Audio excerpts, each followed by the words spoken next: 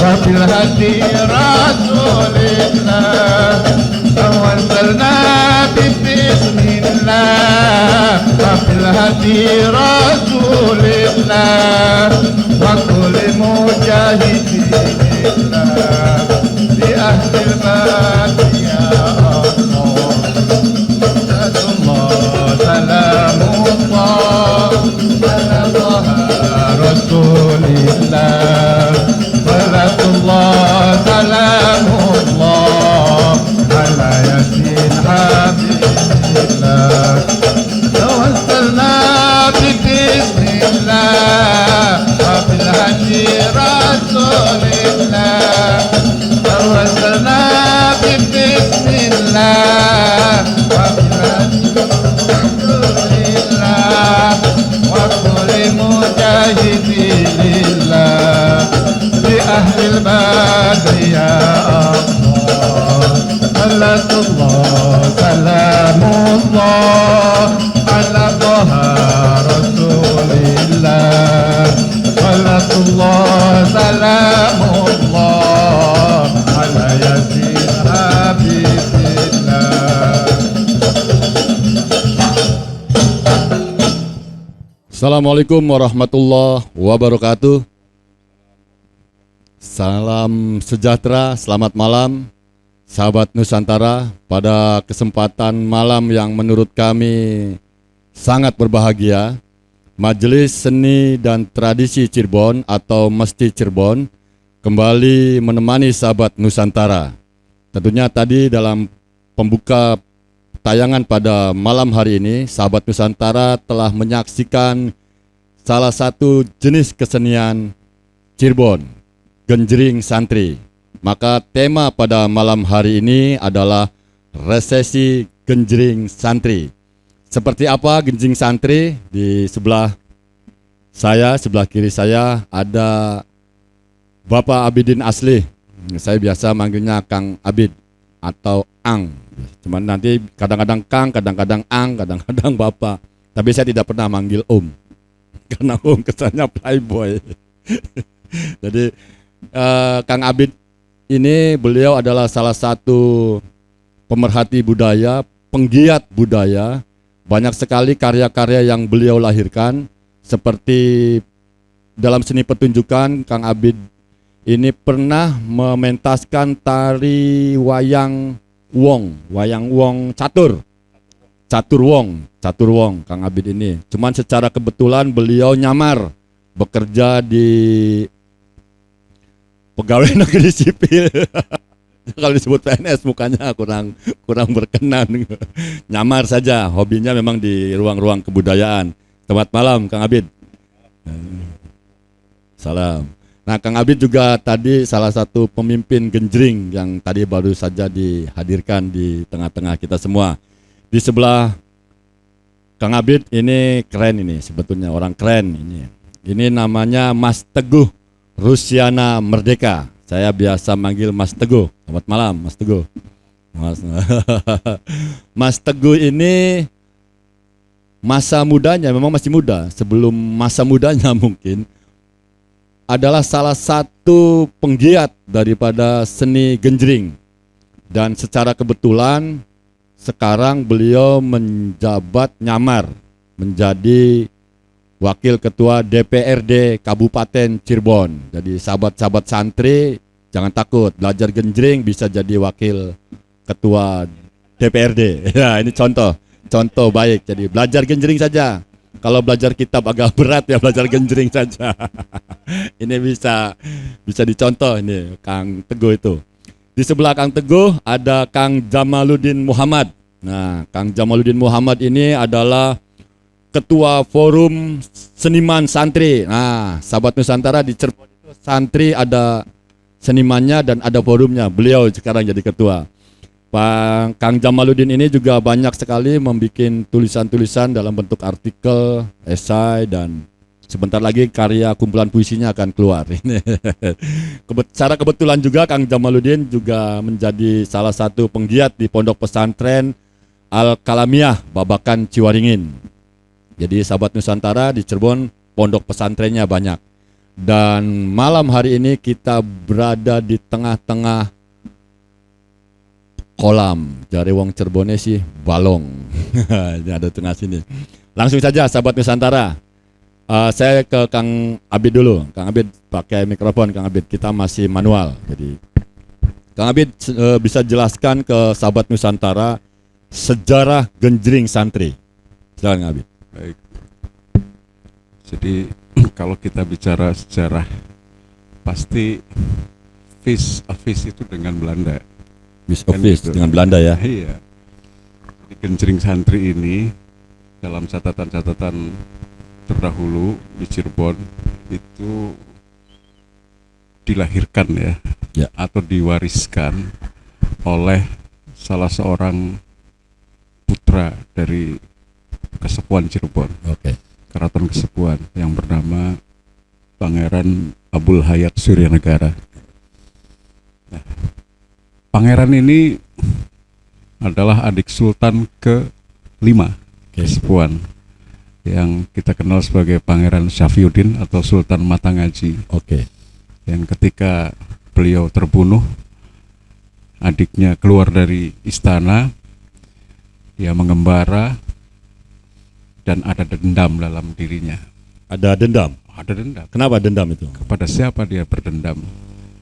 Kepada Belanda. Kenapa kepada Belanda? Karena Belanda itulah yang mengacak-acak keraton di Cirebon. Mau ngobrak-abrik ya? Ngobrak-abrik. Salah satu akibatnya adalah terbunuhnya kakaknya, Sultan Matangaji. Nah, dari Pangeran Suryanegara ini muncul pergerakan-pergerakan yang kelak nanti pada 1802 ya, itu meletus pemberontakan Cirebon yang sangat detail ditulis oleh Van der Kemp dalam bukunya Pemberontakan Cirebon yang diterjemahkan oleh Yayasan Hidayu Jakarta. Nah, tokoh-tokoh yang ada di dalam pemberontakan Cirebon itu, atau orang Cirebon biasa mengenal sebagai Perang Kedondong, karena memang wilayah perangnya itu ada di Kedondong. Kalau sekarang Kedondong itu di wilayah Susukan, Arjowinangun itu. Nah, kenapa ini disebut sebagai hasil karya Pangeran Suryanegara? Pangeran Suryanegara itu salah satu tokoh yang sangat diburu oleh Belanda. Oleh Belanda ya? Iya, diburu. Maka dia berpindah-pindah tempat sambil menularkan pergerakan kepada para pendukungnya di wilayah Pantura. Nah, salah satu cara atau medium untuk pengelabuan Belanda adalah dia menciptakan sebuah kesenian. Kesenian yang memang di dalam khasanah keseni Islam itu kita biasa kenal dengan kesenian rebana ya. Atau kita kenal juga sekarang genjring. Nah, yakin bahwa genjring itu berasal dari konsep keseni Islam. Dia menciptakan kesenian ini untuk kamuflase. Supaya apa? Supaya tidak disorot oleh pihak kolonial. Jadi pihak kolonial ini kalau masyarakat itu menampilkan seni itu agak tidak fokus. Tapi kalau perguruan silat nyata-nyata digelar, itu mereka sudah langsung berpersepsi atau berpendapat ini akan melakukan perlawanan. Maka kamuflase itu dalam melalui seni. Nah, di dalam seni genjring inilah terjadi penggemblengan fisik dan mental, termasuk kekuatan batin ya, dari para pelawan Belanda atau pemberontak Belanda gitu. Melalui genjring inilah yang makanya genjring ini ada di dalamnya istilahnya genjring rudat. Salah satu jenisnya. Fragmennya itu adalah genjring rudat. Apa sih rudat? Rudat kalau dalam bahasa Arab itu dari kata roda. Roda itu menangkis. Menangkis apa ya? Mungkin menangkis Serangan ya. Kolonial. Iya kan? Ya, ya, ya. Nah, gerakannya sangat sederhana. Kalau rudat itu hanya kanan kiri begini, bolak-balik gitu ya. Seperti jurus Ya, dasar di ya, jurus pencaksilat sederhana ya. lah, ya. Ya. Seperti jurus menangkis gitu. Ya. Roda itu kan dari kata menangkis ya. Nah, kamuflase ini berhasil. Maka dia bisa mengobarkan pertempuran hingga 16 tahun. Dari 1802 sampai 1818. Ya. Karena berakhirnya perang Cirebon itu atau pemberontakan Cirebon itu 1818. 18. 16 tahun ini Belanda mengalami kesulitan dan mengalami begitu banyak masalah, kekurangan logistik, hancurnya pasukan dan seterusnya. Ya. Dan ini dengan sangat detail hari per hari itu ditulis oleh serdadu Belanda yang ikut bertempur di dalam dalam perang Kedondong itu yang bernama Van der Kamp. Oke. Gitu loh. Ya. Nah, hasil apa itu? Itu hasil pendadaran dalam kesenian ini, salah satu kesenian genjring silat itu biasa disebut juga genjring santri karena memang dikenal atau dilakukan oleh para santri atau orang-orang yang menekuni ilmu agama di pondok-pondok pesantren. Jadi kita genjring rudat Sidapurna yang kita tampilkan tadi adalah genjring ya dengan nuansa Islami yang kental ya, dengan tujuan dan maksud adalah menangkis ya serangan lawan ya, bila perlu melumpuhkan lawan ya. Kan begitu ya. Maka yang sekarang muncul fase per fase itu ya, jadi setiap fase itu berubah, ada gerakan-gerakan silat yang lebih utuh. Kalau dulu kan cuma gerakan rudat, nah sekarang berkembang menjadi gerakan silat yang utuh, bahkan sampai pada taraf permainan debus. Gitu. Jadi genjring santri itu lebih pada menggabungkan antara rebana dengan gerak-gerak silat dan alunan pujian Barzanji. Kenapa itu? Atau sekedar tadi mengelabui Belanda saja atau? Ya salah satunya itu, salah satu tujuannya. Kalau kita tampil secara nyata dengan menampilkan perguruan silat secara nyata tanpa ada unsur seni ya, dalam pengertian ada tetabuhan dan seterusnya, itu Belanda nampaknya pada masa itu itu mencurigai sebagai bentuk potensi perlawanan kepada Belanda. Maka itu dibungkus dengan medium seni. Jadilah seni genjring ini.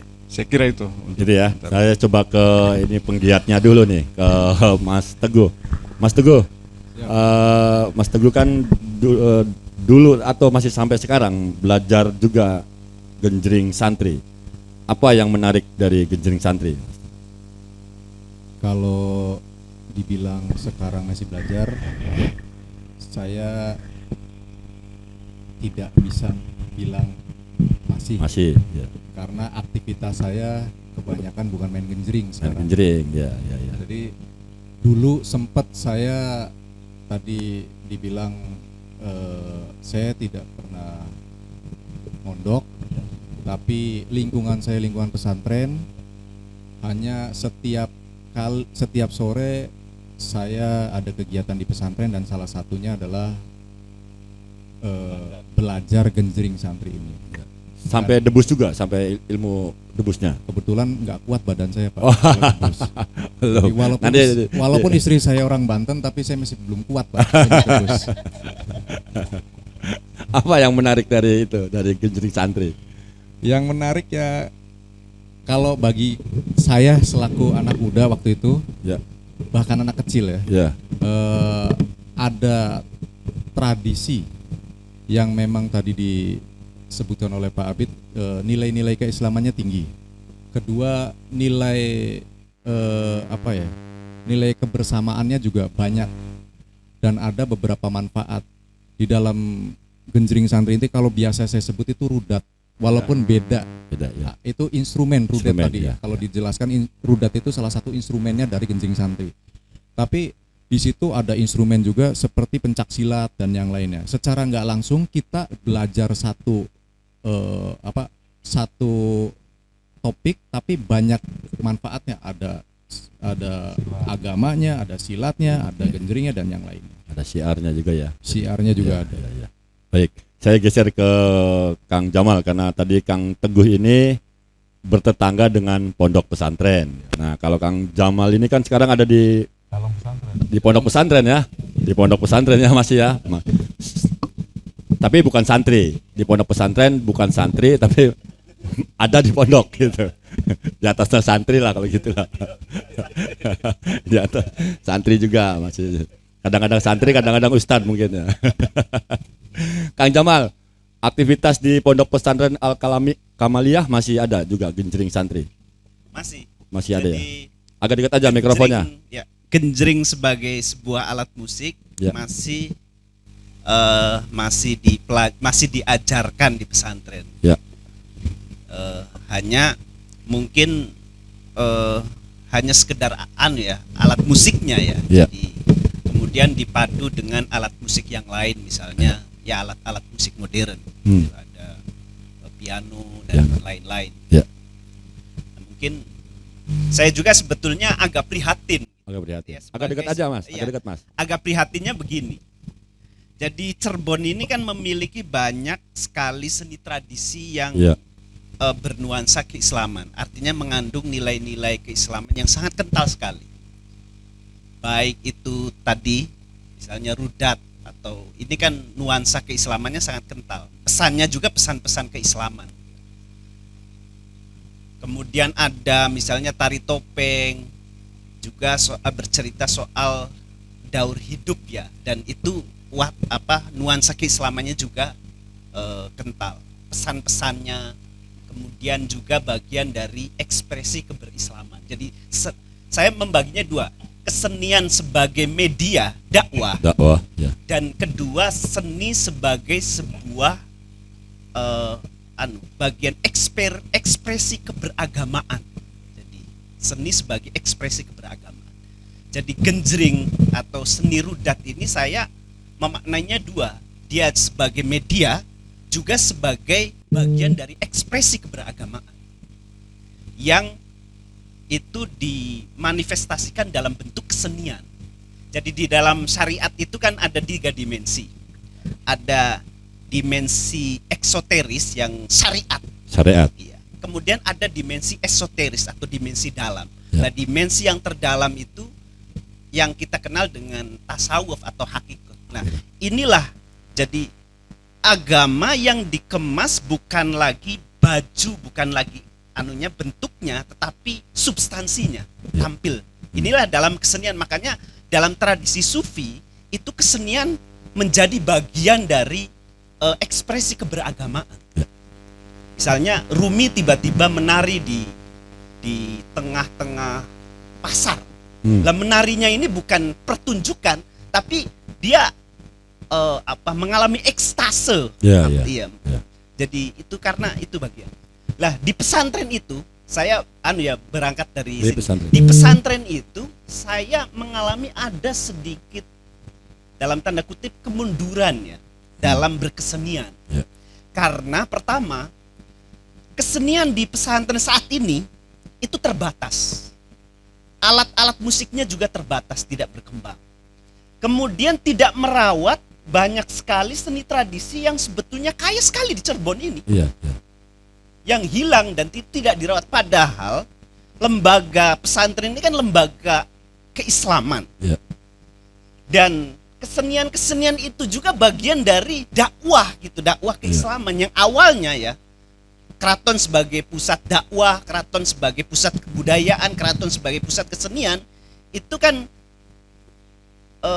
beralih ke pesantren gitulah kira-kira. Ada beberapa yang kemudian diambil alih oleh pesantren saat ini ya. Karena keratonnya sebagai pusat kekuasaan sudah hilang, sebagai pusat kebudayaan juga hanya merawat saja tradisi yang selama ini ada, tapi tidak lagi mereproduksi kebudayaan. Lah pesantren ini dalam seni, dalam berkesenian itu sayang sekali terbatas. Misalnya ini yang tadi itu kesenian genjring rudat. Itu ya mungkin masih ada ya, tetapi tidak lagi dipelajari oleh santri. Oh, di pondok-pondok pesantren sudah tidak ada. Di pondok-pondok pesantren yang ada saat ini. Karena kuatnya pandangan fikih di pesantren. Apa itu? Kenapa tuh pandangan fikihnya? Eksoteris itu, syariat itu. Iya. Kalau di dalam syariat kan misalnya disebutkan bahwa alat-alat musik tertentu itu ada yang boleh dimainkan, ada yang tidak boleh. Alat musik yang ditabuh seperti genjring itu boleh, tapi yang ditiup itu nggak boleh. Gitu. Ya. Ada nilai-nilai syariat yang ikut berkontribusi dalam cara pandang santri melihat kesenian gitu. Jadi ini yang boleh, iya. Jadi akhirnya punah. Tapi kan di genjring santri itu kan alatnya nggak ada alat tiup. Enggak ada, ya makanya boleh. Genjring itu sebagai alat musik yang dibolehkan di dalam fikih. Gitu. Ya maksud saya karena dibolehkan, artinya di pesantren-pesantren mestinya masih bertahan. Masih bertahan. Ya sekarang juga masih bertahan. Masih bertahan, tetapi kan dipadu dengan alat musik yang lain, gambus, jadi genjring dan gambus. Ada lagi dipadu dengan piano dan lain. Nah, yang genjring dengan bela diri, ilmu bela diri seperti rudat itu ada. Jarang. Sekarang sudah jarang. 1-2 masih ada, masih dipelajarkan di pesantren ya. Adalah orang-orang, maksudnya orang-orang pesantren mempelajari. Tapi di pesantren sendiri sebagai sebuah lembaga pendidikan itu tidak diajarkan kesenian rudat itu. Ini apa ya, semacam krisis resesi itu. Resesi. Iya, resesi itu. Ini jadi, ngomongin resesi ini. Resesi di dalam kesenian. Di dalam pesantren. Makanya saya sebagai dengan kawan-kawan komunitas seniman santri ini berusaha melebarkan kembali makna kesenian di dalam Islam itu. Luas sekali. Kita pernah mengadakan festival kebudayaan dengan menampilkan seluruh seni tradisi yang berkembang di wilayah 3 ini. Dari mulai tari topeng, gembyung, cepat dan lain-lain gitu. Untuk rujuk kembali, mengingatkan kembali bahwa ini adalah kira-kira begitu. Baik, saya ke Mas Teguh dulu deh, bentar deh, sebelum ke Kang Abid nih. Mas Teguh, ini ngomongin resesi genjring santri. Dalam pandangan Mas Teguh sebagai pernah belajar, pernah menjadi pemain dan sekarang berada di posisi wakil ketua DPRD ini, gimana ini? Itu samaran aja, Pak. Samar. Tadi kan Bapak menyebutkan di awal nyamar. Posisi saya hanya samaran, Pak. Ya, karena saat nyamar itu artinya apa yang Mas Teguh lihat gitu dari genjring santri itu? Jadi kalau dilihat dari judul, resesi ini kan sebetulnya arahnya ke ekonomi, Pak. Ekonomi. Atau kata lainnya kemerosotan atau merosot. Kalau merosot itu nanti pasti negatif, Pak. Ya. Kalau yang merosot positif itu hal yang lain, Pak. Hal lain. Ya, saya ngerti yang gitu. Yang melorot yang positif itu saya ngerti. Jadi kalau saya melihat, saya sepakat bahwa sekarang banyak sekali beberapa instrumen saya bilangnya, instrumen yang tidak sesuai dengan apa yang tadi diceritakan oleh Pak Abid dari awal mulanya. Kenapa sih ini ada genjring santri dan yang lainnya? Ditambah lagi dengan nilai-nilai yang tadi sampai masuk ke syariat dan yang lainnya. Ada yang memang menerapkan beberapa tempat, saya tidak bisa menyebut pesantren juga karena memang bukan berarti juga semua pesantren ada itu juga, tapi ada beberapa juga kayak di tempat saya di musola pun bukan pesantren tapi ada pelatihan juga. Jadi memang tergantung dari sudut pandangnya di mana. Rata-rata yang memang ingin melestarikan itu yang masih menganut ada jiwa senimannya. Oh, ada jiwa seniman ya. Iya. Jadi pasti kalau di satu wilayah ada yang mempunyai jiwa seniman yang tinggi, pasti nilai-nilai seni itu pasti akan ada terus. Ya, baik. Artinya kalau resesi itu dianggap sebuah melorot, genjring santri ini nggak pas dong resesi dong. Ya, talinya masih kenceng, kolornya masih kenceng. Gimana Kang Abid? Gimana nih? Gini, ada yang menarik dari pernyataan Mas Jamal tadi. Pesantren sudah mengalami katakanlah krisis seni ya. Genjring yang merupakan kesenian yang lekat dengan pesantren itu sudah pesantrennya masih ada tapi genjringnya lenyap. Ini berbanding terbalik dengan di kampung ini. Pesantrennya lenyap, genjringnya masih, Pak. Jadi iya kan, menarik kan? Iya. Jadi Sidapurna ini pesantren tua tadi. Iya, ini Sidapurna ya. Iya, Sidapurna itu punya pesantren yang sangat tua ya. Dari mana itu pesantren itu? Dari pecahan keraton-keraton yang dikooptasi oleh Belanda. Jadi ketika Belanda intervensi keraton-keraton di Cirebon, maka para penghulu keraton, para pemuka agama keraton itu menepi, keluar dari keraton. Antara lain ke kampung ini salah satunya. Di samping ada Buntet, ada Babakan, ada Benda Kerep, ada Gedongan, ada Balai Rante. Salah satunya adalah di Sidapuna. Tapi pesantrennya sudah tidak ada. Kemudian lenyap. Genjringnya ada. Tapi genjringnya tetap ada. Ini kan menarik. Jadi kalau di Babakan pesantrennya masih ada, genjringnya yang lenyap. Genjringnya resesi. Tinggal dikawinkan saja sebetulnya. Bagaimana orang Babakan belajar genjring ke sini? Orang sini mondok ke sana. Orang Babakan merintis pesantren kembali di sini. Saya pikir itu harus terjadi. Supaya apa? Supaya lengkap kembali gitu. Karena memang seni adalah salah satu medium syiar. Gitu. Tanpa seni saya kira Indonesia itu nggak peradaban. Kita bersyukur bahwa pendahulu kita Sunan Kalijaga, Sunan Panggung itu menjadikan seni sebagai medium dakwah. Karena memang sangat sulit berdakwah pada saat orang-orang belum berislam, sangat sulit. Maka harus dilakukan yang namanya sublimasi. Jadi misalnya siapa yang nyana bahwa Pendeta Durna itu kalau di Indonesia itu kan orang yang kacau kan? Dalam konsep Hindu tidak. Dia adalah pendeta yang suci.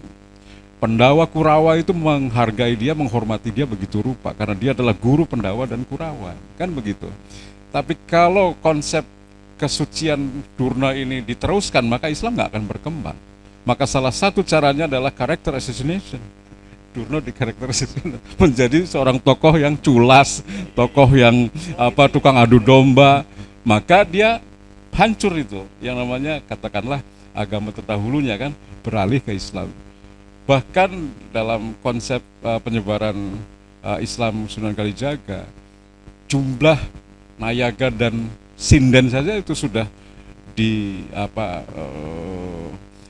dilambangkan atau dimaknai dengan misalnya Nayaganya 6 rukun iman gitu kan, Sindennya 5 rukun Islam, kan seperti itu.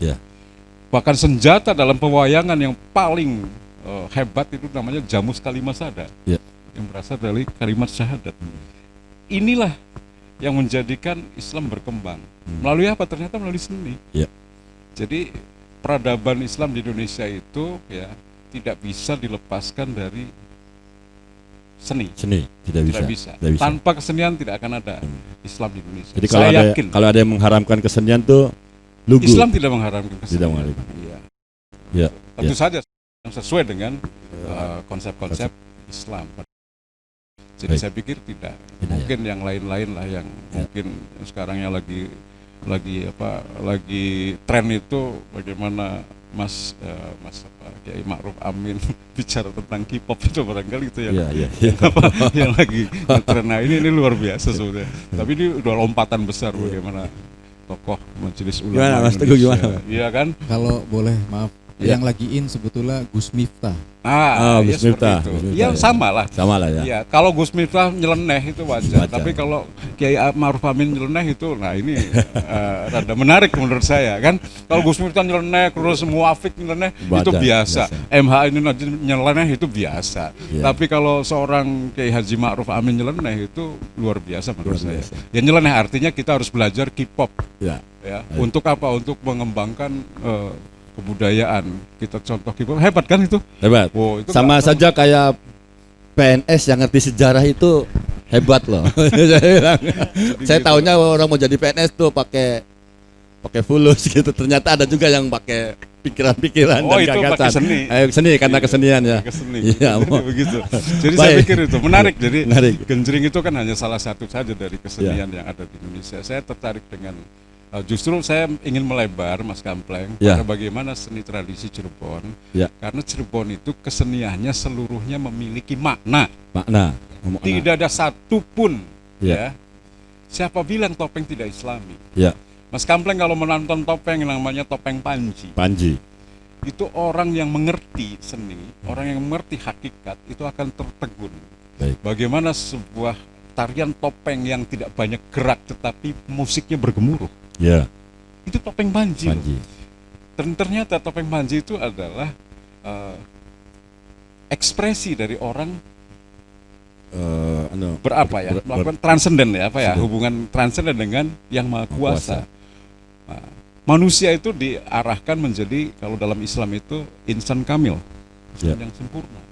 Maka dalam topeng panji itu selalu penarinya itu kan membenahi pakaian. Itu membenahi diri. Orangnya nggak banyak gerak. Beda dengan topeng kelana yang dinamis kan. Kalau topeng kelana dinamis kemudian musiknya bergemuruh, saya kira wajar. Tapi bagaimana sebuah tarian yang sangat tidak banyak gerak tetapi musiknya bergemuruh? Kenapa? Asalnya karena Allah itu maha bergemuruh. Gitu loh. Kan itu Islami. Islami itu. Allah itu maha bergemuruh. Baik Kang Abid. Nanti Kang Abid akan, memang ini saya sudah lama nggak ketemu sahabat Nusantara dengan Kang Abid, jadi nanti kemungkinan akan banyak jadi narasumber di mesti di program kita nanti. Namun sebelum teman-teman akan sahabat-sahabat Nusantara menyaksikan mengetahui apa itu filosofi yang terkandung dalam setiap gerakan dalam pertunjukan genjring santri, alangkah lebih baiknya sahabat Nusantara sama-sama menyaksikan persembahan genjring santri dari Sidapurna. Selamat menyaksikan.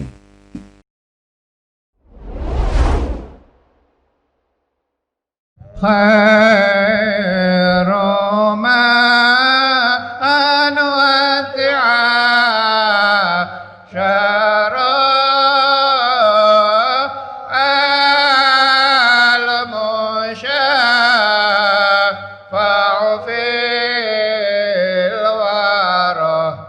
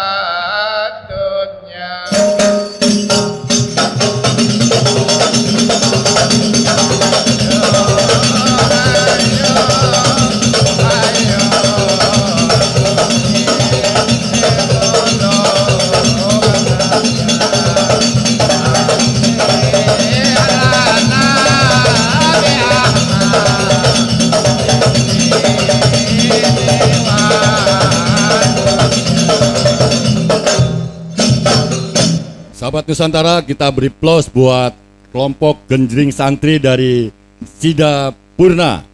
Wah, ini keren. Ini pertunjukan yang sangat luar biasa. Tidak menggunakan mikrofon yang baik, sound system yang baik, tapi suara gemuruh terbangnya itu atau genjringnya itu luar biasa. Saya lagi berpikir bagaimana itu pertunjukan bisa dihadirkan kalau saja pemain terbangnya itu lebih dari 1.000 pemain gitu. Lebih dari 1.000 santri memainkan dalam, biasanya kalau di Indonesia itu seneng banget tuh merayakan hari santri. Misalnya kayak gitu, di hari santri itu kita bikin terbangan dari setiap pondok pesantren mengirimkan. Wah, ini keren, jadi nggak perlu harus sewa sound system lagi. Gitu. Sahabat Nusantara, setelah tadi kita menyaksikan pertunjukan ini, kita coba akan sedikit membedah tentang genjring santri. Saya ke Kang Jamal dulu. Kang Jamal, tadi kalau tidak salah di dalam pertunjukan tadi ada puji-pujian menggunakan bahasa Arab. Ya, apa itu yang mereka bacakan tadi? Itu dari kitab Barzanji. Kita agak dekat aja Mas, iya. mikrofonnya Mas. Itu dari kitab Barzanji. Jadi Oke. berisi pujian-pujian kepada Kanjeng Nabi. Oke. Tawasul ya, Iya. yasir lana gitu. Mudahkanlah Iya. biwasilatin Nabi, biwasilati Rasulillah, dengan perantaraan Rasulullah, syafaatnya. Jadi ini menarik menurut saya. Ya. Karena tidak hanya menampilkan pertunjukannya, visual ya, tetapi juga Pesannya ya. disertai dengan pesan-pesan keagamaan. Oke. Sama kalau di Acehnya tari saman gitu. Jadi Saman, ya. ada pujian-pujiannya. Nah, pujian-pujian atau nyanyian-nyanyiannya itu berupa syair-syair sholawat.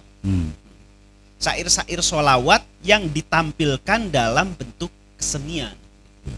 Kalau sekarang kan kering, sholawatan itu kan, ya maksud saya, kalau tidak dibungkus, tidak dibungkus dengan kesenian itu kan kering, hanya membaca sholawat saja. Tapi ini menyampaikan sholawat kepada halayak, kepada banyak orang, tapi orang merasa terhibur. Juga mendapatkan pahala, kira-kira gitu. Jadi nilai dakwahnya di situ kalau menurut saya. Ya.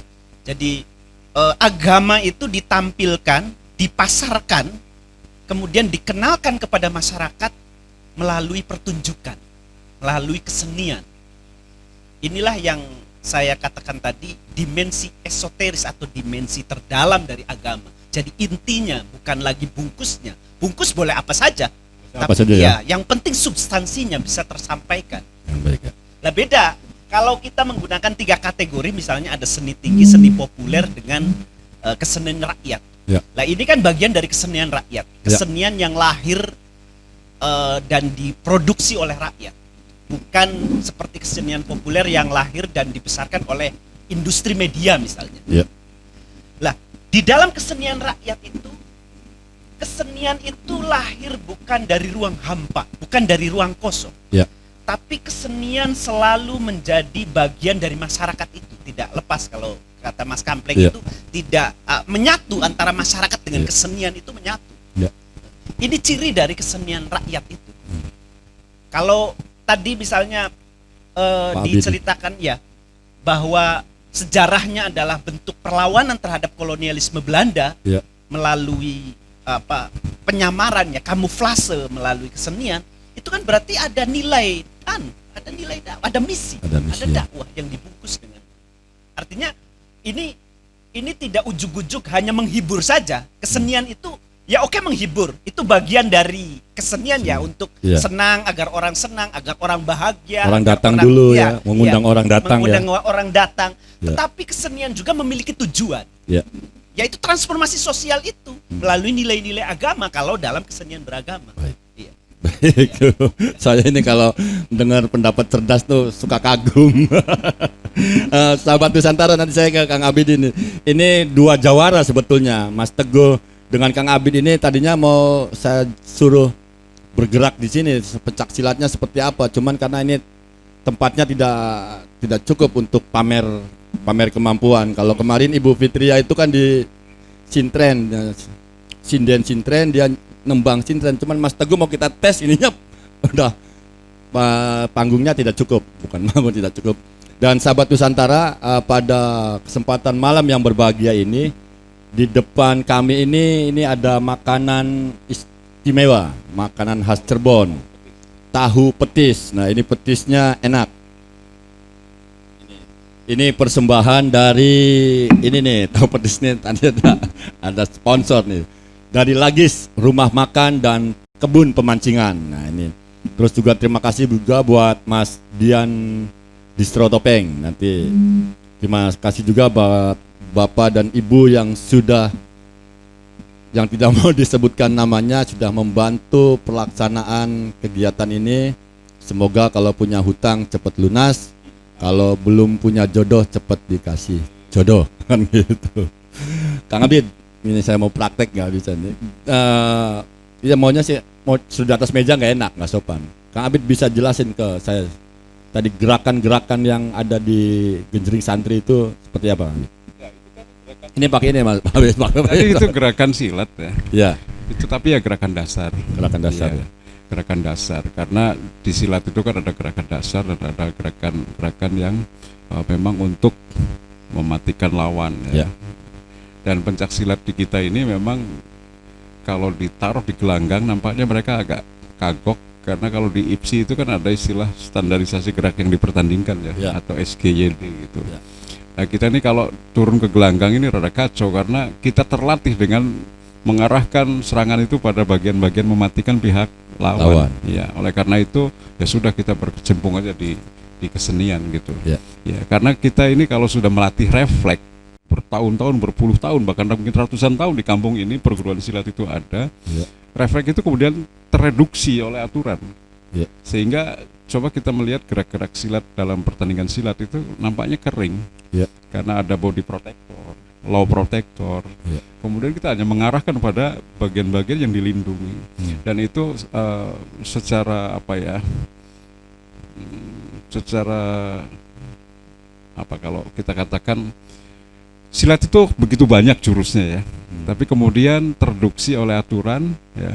Oleh karena itu di dalam khasanah persilatan itu ada perkumpulan yang namanya PPSI dan ada IPSI. Kalau untuk pertandingan itu IPSI, Ikatan Pencak Silat Seluruh Indonesia. Kalau untuk seni itu ada PPSI, Persatuan Pencak Silat Seluruh. Beda itu. Beda ya? Iya beda.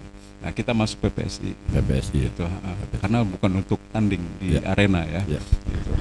Tapi kita tidak menyalahkan IPSI karena IPSI harus ada karena harus dengan IPSI ya kita bisa bicara di kancah internasional gitu. Jadi kita sama-sama mengisi ya apa ya. Nah, tadi saya lihat tadi gerakannya lembut ya, lembut tapi juga bisa mematikan ya, mampu lemah gitu. Iya kan itu kan gerak silat beneran itu artinya ada menangkis, ada menendang kan gitu ya. Iya kan ada memukul kan begitu. Jadi itulah yang umumnya bela diri seperti itu. Menangkis, menendang, memukul. Itulah silat kita. Itu silat di sini gitu ya. Itu silat sangat. Tapi tidak ada kaitannya misalnya gerakan tersebut harus sesuai dengan apa yang tadi dibaca dalam kitab berjanji, tidak ya? Tidak. Nampaknya tidak kalau sini. Iya. Kalau yang ada itu nanti ada episode tepak namanya. Episode tepak. Tepak itu mengikuti gerak pesilat. Jadi jurus tepak namanya tepak. Tepak di sini kalau disebutnya tepak. Jadi dia ketika dia begini misalnya ya, dia selesai ada misalnya dodok gitu yang bunyi. Kalau itu sih gongnya kalau di gamelan ya. Kalau di kita kan beduk gitu kan. Nah itu tepak namanya. Namanya tepak. Dalam tepak genjring mengikuti gerak silat. Kalau tadi tidak. Tidak gitu. Ya. Kalau tadi tidak. Tadi tuh aku apa ini rudat atau apa kuntulan tadi ya? Iya, tadi sebetulnya kuntulan. Kuntulan ya. Kuntulan ya. Kuntulan tadi. Yang membedakan rudat, kuntulan. Kalau rudat itu kan sangat sederhana bahkan duduk ya. Duduk ya. Sila sambil meliuk-liukan tangan. Makanya saya bilang tangannya kayak menangkis. Karena kata roda itu kan menangkis tadi. Maka dia gerakannya sangat sederhana kalau rudat. Tapi kalau tadi kuntulan sudah pada sudah naik ya, mulai pada gerakan silat yang rada utuh gitu. Jadi rudat dulu, kuntulan. Terus ada nanti tarungan. Pertarungan itu bisa tanpa senjata, beralih menjadi dengan senjata. Iya, nanti kalau lengkap itu sebenarnya itu. Dan itu dibutuhkan waktu paling tidak untuk genjreng yang tadi itu 2 jam. Dari mulai rudatan, kuntulan, ya, kemudian gerak-gerak silat semacam kalau dalam karate itu kata, ya, kemudian ada teknik bertarung, ya, bertarung antara dua pesilat, ada yang kosong awalnya, kemudian pakai senjata tajam, ya, antara biasanya trisula yang bertahan dengan pedang yang menyerang. Nah, kemudian ujung dari pertunjukan itu adalah pertunjukan semacam permainan kekuatan debus. Iya, ada ditusuk ininya pakai kawat, gitu ya. Kemudian ditusuk ini ya pakai besi lancip. Kemudian ada yang disabet oleh golok tajam gitu. Itu puncaknya. Puncaknya seperti itu. Cuma sayang karena hari ini kita memang temanya bukan untuk melihat secara utuh Genjring. Ya, memang sengaja tidak kita tayangkan utuh sahabat Nusantara, biar sahabat Nusantara datang ke sini. Ya, kalau gitu, mau lebih tahu apa itu Genjring rudat, terus debus, terus kuntulan, nanti bisa ke Desa Sidapurna, Desa Kasugangan Kidul. Kasugangan Kidul. Iya, Kecamatan Depok. Kecamatan Depok, Kabupaten Cirebon. Nanti bisa itu. Nanti sahabat Nusantara bisa belajar, bisa mempelajari, dan sengaja kita tidak tampilkan utuh. Baik, saya ke Mas Teguh. Mas Teguh ini kelihatannya pas nih masuk ke nyamar di dunia politik, karena ada ternyata belajar jurus nangkis juga, nyerang juga gitu. Pencak silat silat gitu. lidah juga. Termasuk sekarang diterapkan dari pencak silat menjadi silat lidah. Mas Teguh, terkait dengan resesi Genjring Santri, ini apa sih yang harus dilakukan kita bersama agar kesenian ini tidak seperti layaknya kesenian tradisi yang lain, punah gitu? Baik, pertama tadi dijelaskan dari awal bahwa Genjring Santri ini lahir dari salah satunya adalah perang Kedondong yang ada di Susukan, kebetulan Kabupaten Cirebon. Ya. Kalau tadi Kang Jamal bilang kalau kita bicara Saman udah pasti teringat Aceh. Ya, kalau Aceh. Nah, kalau Genjring Santri saya yakin orang Cirebon tahu. Oke. Tapi seluruh Indonesia belum tentu tahu Genjring Santri itu orang asli Cirebon. Bagian dari kita yang menyamar harus memperjuangkan bahwa ini bagian dari budaya yang harus dipertahankan dan diperhatikan oleh pemerintahan daerah. Sehingga nanti Om Kampleng tidak ada judul namanya resesi. Enggak, ini kok panggilnya gitu lah. Ya kan tadi Om supaya kayak kesannya playboy gitu. Ya, oke, terus. Jadi supaya kelihatan playboy, jadi saya panggil Om. Enggak, saya enggak play, cuman boy.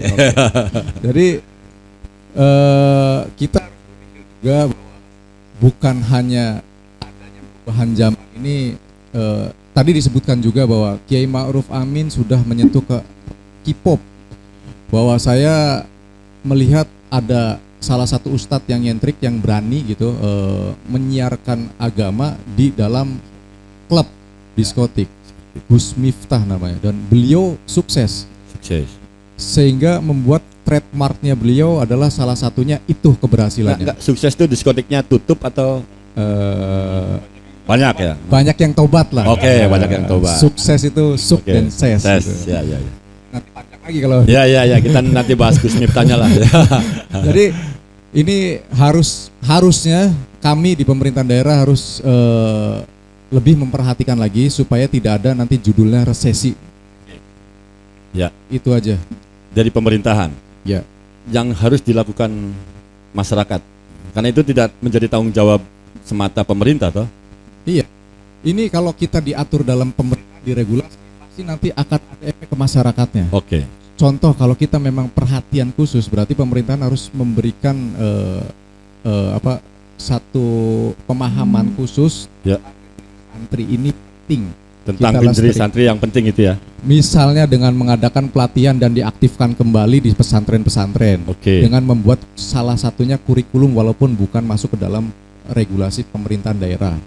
Kan memang kalau pesantren kan bisa langsung ke agama, kan langsung ke atas. Tapi kan kita bisa membuat regulasinya supaya memang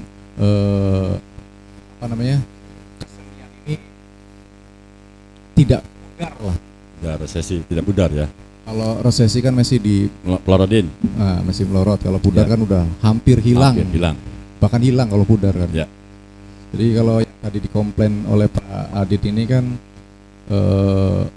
dan Pak Kang Jamal ini kan sudah luntur nilai budaya kita di beberapa wilayah seluruh kabupaten. Bahkan tadi Kang Jamal bilang dulu setiap pesantren ada pelatihan, sekarang sama sekali nggak ada. Bahkan Pak Abid bilang pesantrennya nggak ada, tapi keseniannya masih ada. Di saya di musola ada pelatihan seperti itu. Alangkah lebih baiknya kita itu saling kolaborasi. Ya, oke. Gitu. Baik, ini saya ke Kang Jamal. Kang, secara spesifik di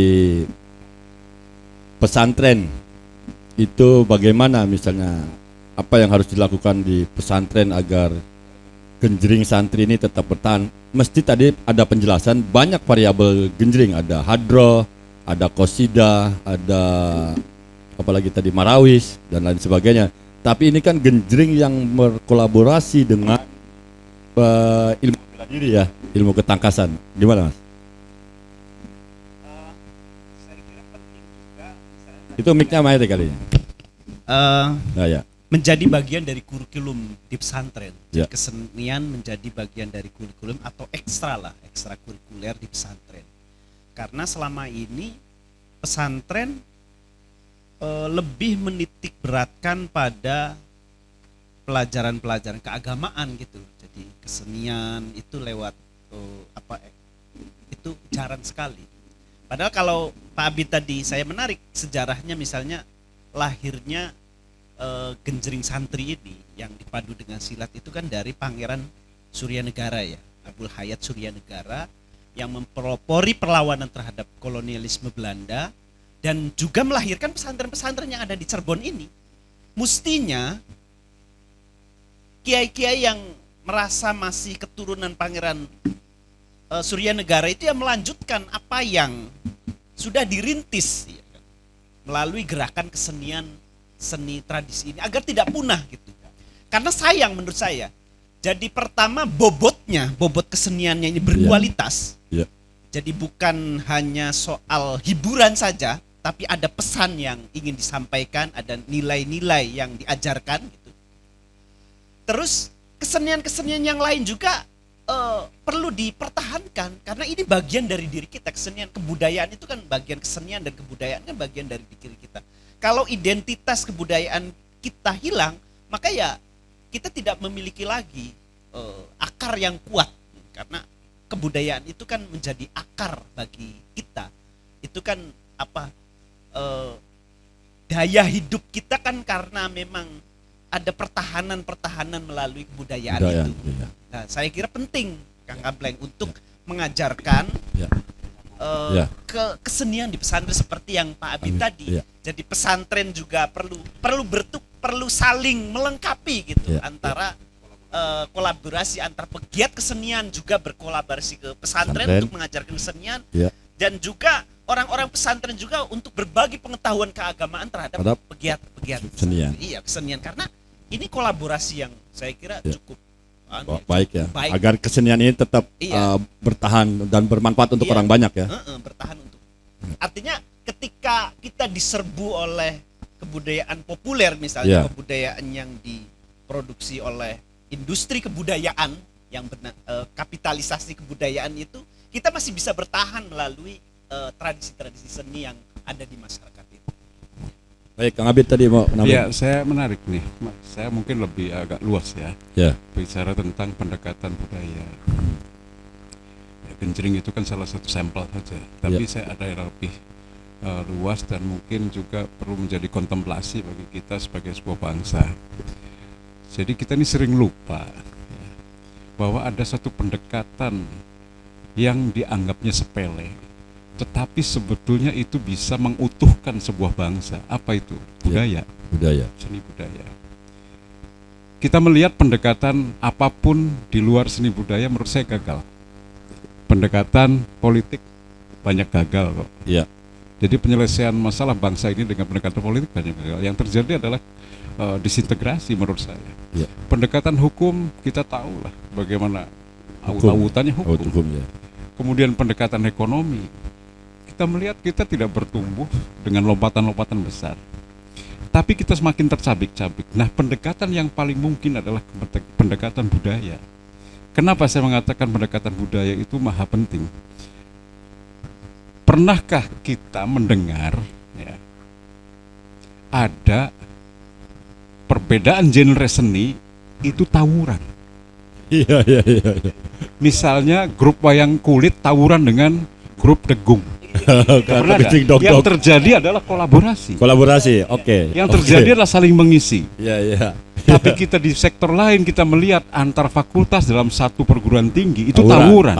Antar desa dalam satu kecamatan tawuran. Antar partai politik. Tapi grup-grup seni itu justru mengkolaborasi eksistensi mereka. Jadi wayang bisa dikolaborasi dengan puisi, ya kan? Ya. Degung bisa dikolaborasi dengan misalnya organ musik musik modern. Ya. Itulah intinya bahwa pendekatan budaya itu sayang sekali di Indonesia ini tidak menjadi semacam aksentuasi atau menjadi titik tekan ya. Kalau ini menjadi titik tekan, bangsa ini utuh. Oke. Karena tadi contohnya sangat gampang kan? Saya belum pernah dengar perbedaan genre seni itu membuat tawuran gitu. Belum tawuran. Bener nggak? Belum pernah ada. Ayo sok buktikan tuh. Belum ada. Antara jazz dengan apa? Nggak ada. Nggak yang ada. terjadi adalah kolaborasi. Kolaborasi. Mereka saling mengisi kok. Baik. Saling mengisi. Saya pernah mementaskan wayang puisi, Mas. Ya, wayang puisi ya. Wayang puisi itu orang baca puisi di dalam kelir wayang, layar wayang. Ya. Jadi yang terlihat adalah siluetnya. Di situ ekspresinya luar biasa. Ya. Seorang seniman puisi itu bisa mengangkat kakinya tinggi-tinggi tanpa tuduhan tidak sopan karena terhalang oleh layar. Boleh. Kan seperti itu. Saya sudah pernah menunjukkan wayang Boleh. kulit wong. Wayang. Bagaimana wayang wong tapi ada di dalam clear, sehingga yang terjadi yang kita lihat adalah siluetnya. Ya. Itu kan semacam kolaborasi ya gitu antara wayang wong dengan wayang kulit dan seterusnya. Nah, itu pernah saya pentaskan dan penontonnya kita bayar waktu itu. Ya. Kenapa kita bayar? Karena saya gemes betapa orang itu sudah tidak lagi melirik seni tradisi. Iya. Saking gemesnya yang nonton bayar. Saya menonton waktu tahun 2000 berapa itu 5-an ya? 2009 kalau nggak salah ya. di Cirebon itu Di saya Cirebon. pertunjukan wayang kulit wong, artinya wayang wong yang di dalam layar. Ya. Kemudian penontonnya saya bayar per orang 2.500. Itu sebenarnya sindiran saya Ya. untuk masyarakat yang sudah mulai meninggalkan jati dirinya.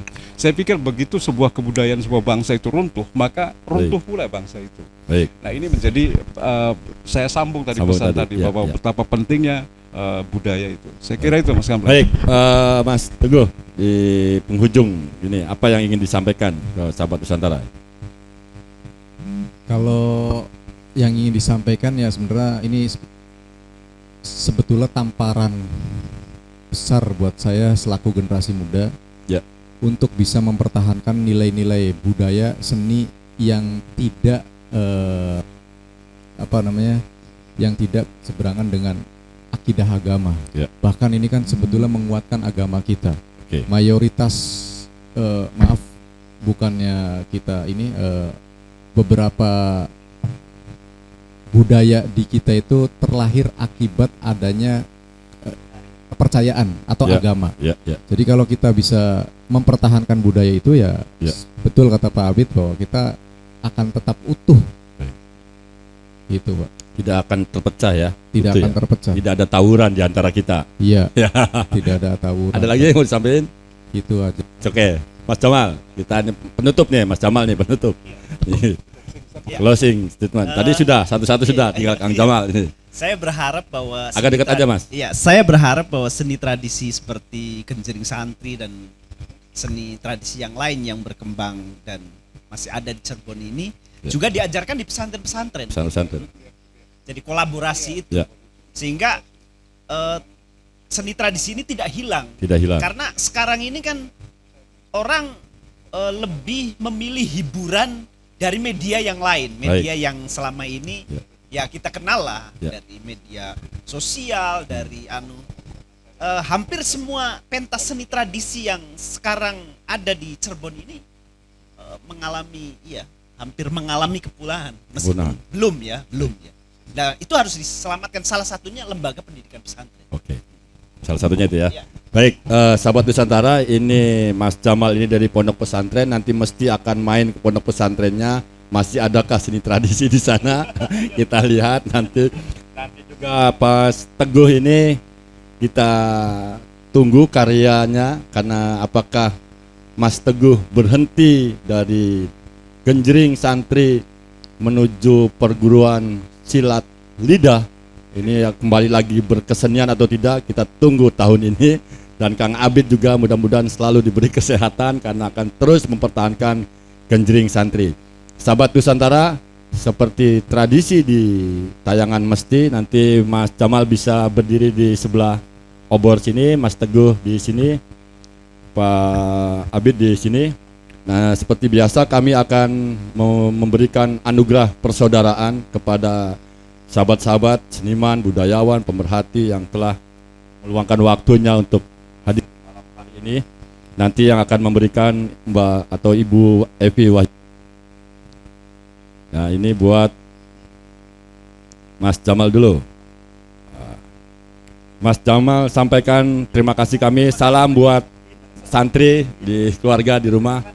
Mas Teguh, terima kasih, mudah-mudahan terus sehat. Kang Abid, terima kasih, mudah-mudahan terus sehat. Sahabat Nusantara, hanya dengan kecintaanlah seni tradisi dapat mengukuhkan kedaulatan kita. Saya atas nama Majelis Seni Tradisi Cirebon mengucapkan terima kasih dan permohonan maaf apabila dalam tayangan kali ini ada sesuatu yang kurang berkenan. Billahi taufiq wal hidayah. Assalamualaikum warahmatullahi wabarakatuh.